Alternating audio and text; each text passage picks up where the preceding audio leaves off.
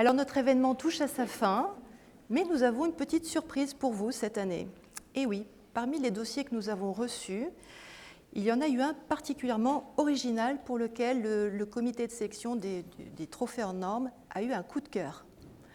Et donc le jury des trophées hors normes a souhaité le récompenser au travers d'un prix spécial du jury.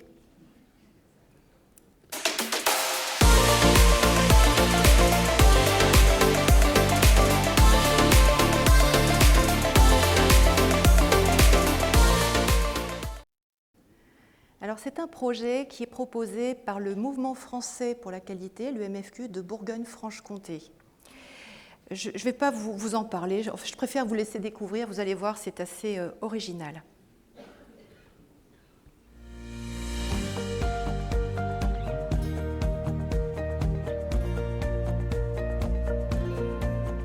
Systémique, c'est tout bêtement un jeu qui permet de s'approprier le référentiel ISO 37101, de jouer tout simplement avec les matrices qui sont contenues dans cette norme.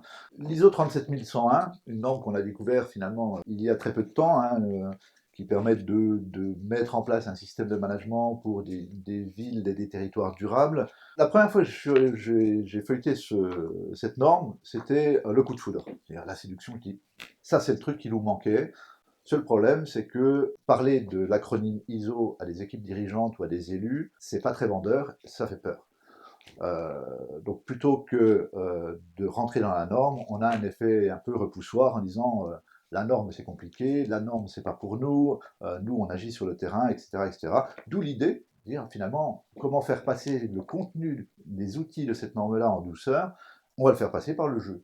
Et jouer 1 heure à systémique, et vous avez la garantie que vous savez vous servir de l'analyse matricielle qui est proposée dans la norme ISO sans être rentré du tout dans le référentiel. Alors en général, on a 2 types de réactions, mais assez complémentaires.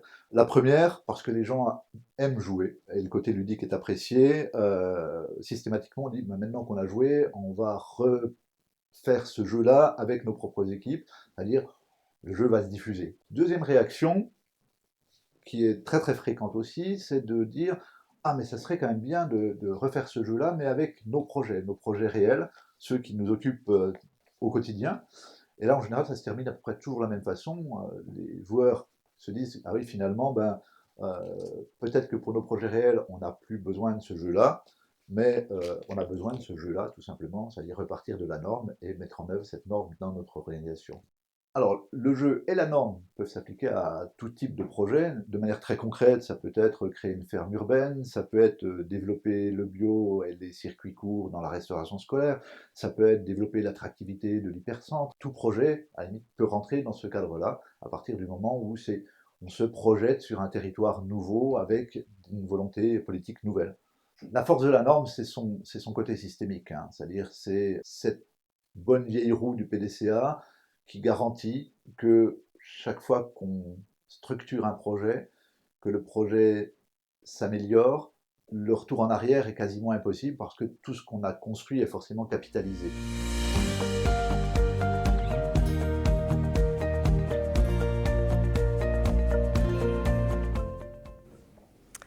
Beau projet, n'est-ce pas ?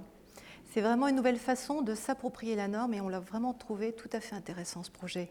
Alors pour remettre le trophée du prix spécial du jury à Serge Guillemin, président du MFQ de Bourgogne-Franche-Comté, que j'invite à nous rejoindre sur scène, c'est Olivier Perrat, directeur général d'AFNOR, qui va remettre ce prix spécial du jury.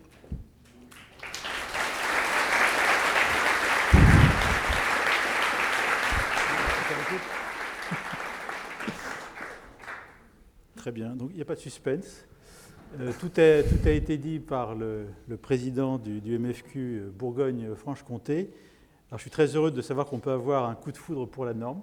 Il faudrait qu'on développe davantage ce type de choses. Non mais c'est vrai. Mais je peux dire aussi que le jury a eu un coup de foudre pour cet outil.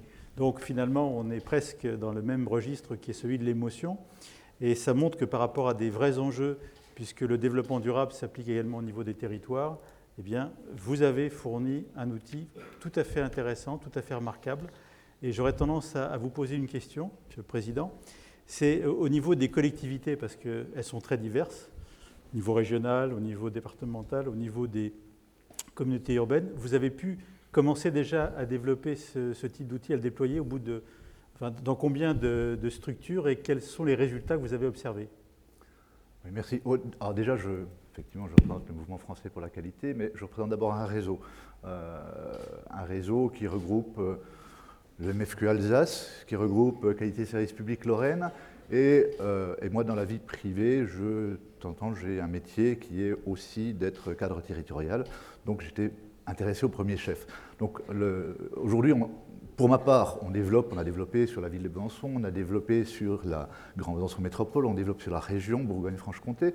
Je sais que nos collègues lorrains font la même chose sur Nancy, sur Metz, sur Thionville, sur le bassin de Pompée également.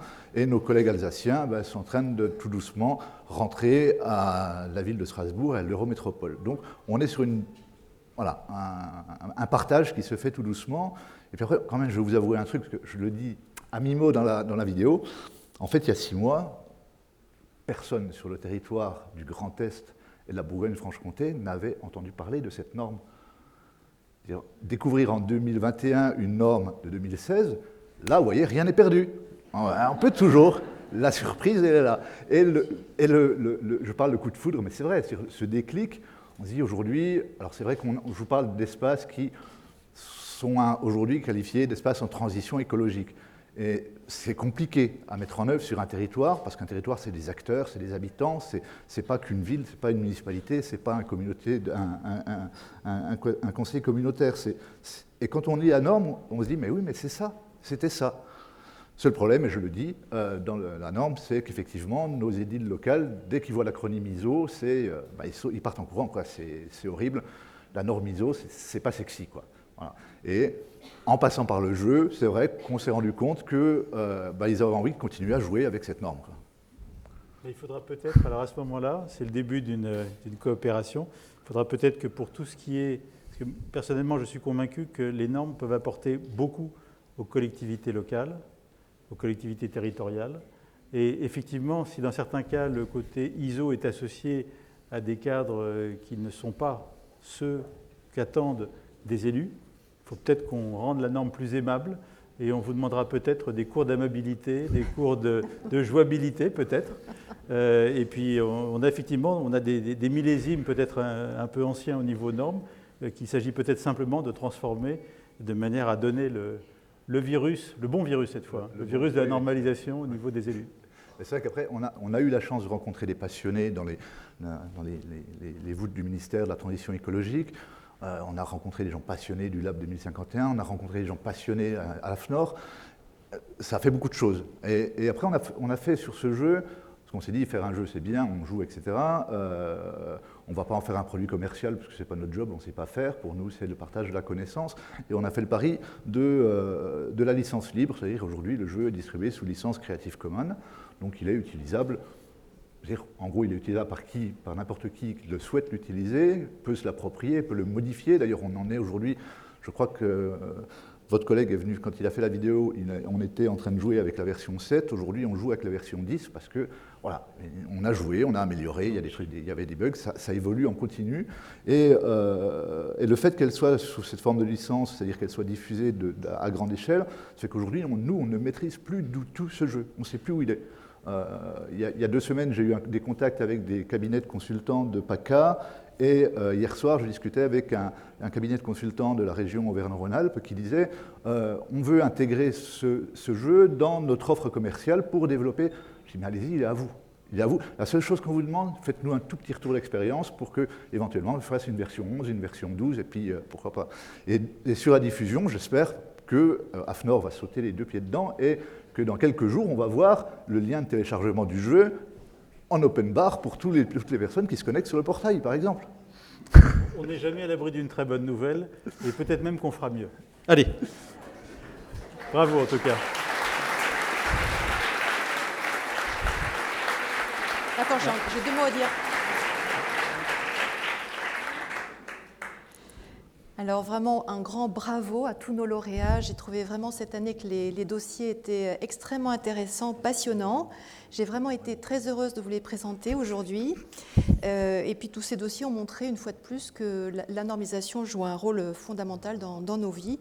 Et c'est pas fini. Alors j'espère vous retrouver l'année prochaine pour de nouveaux projets. Et notre cérémonie touche à sa fin maintenant, mais merci à tous de l'avoir suivi nombreux. Et je vais passer la parole à Olivier Perrat pour le mot de la fin. Et Olivier va conclure cette cérémonie.